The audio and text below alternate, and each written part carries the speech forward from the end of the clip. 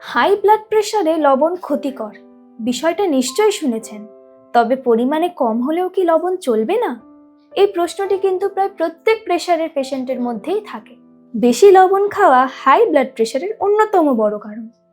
কিন্তু প্রশ্ন হলো, লবণ একেবারে বন্ধ করবেন নাকি নির্দিষ্ট সীমার মধ্যে খাবেন? বিশ্ব স্বাস্থ্য সংস্থা বলেছে প্রতিদিন 5 গ্রাম বা তার কম লবণ খাওয়াই নিরাপদ।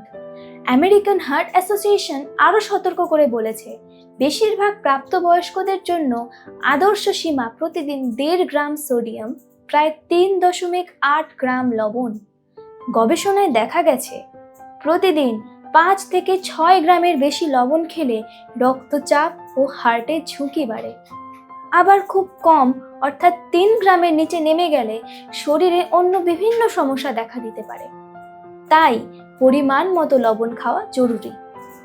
বিশেষ কিছু রোগে লবণের পরিমাণ বিশেষজ্ঞ ডাক্তারবাবু ও ডায়েটিশিয়ানের পরামর্শ নিয়ে তবেই নির্ধারণ সম্ভব। সাথে প্রত্যেক মানুষের রোগের ধরন ও শারীরিক গঠন আলাদা, ফলে বিশেষজ্ঞ পরামর্শ ছাড়া কখনোই ডায়েটের মধ্যে কোনো সিদ্ধান্ত নেওয়া উচিত নয়। তবে আপনি যেটা করতে পারেন তা হলো রান্নায় অতিরিক্ত লবণ ব্যবহার না করা, প্রসেসড খাবার, আচার, chips, ready to it snacks সম্পূর্ণ বর্জন করা, খাবার পাতে কাঁচা নুন একেবারেই না খাওয়া।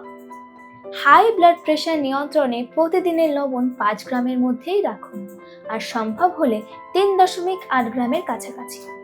মনে রাখবেন, লবণ কমানো মানে শুধু রক্তচাপ নিয়ন্ত্রণই নয়, হার্টকেও সুস্থ রাখা।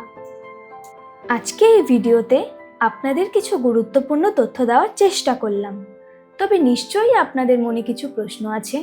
আমাদের ভিডিও নিচে ডেসক্রিপশন বক্সে একটি গুগল ফর্মের লিংক আছে, যেখানে আপনি আপনার যে কোনো প্রশ্ন লিখে পাঠাতে পারেন।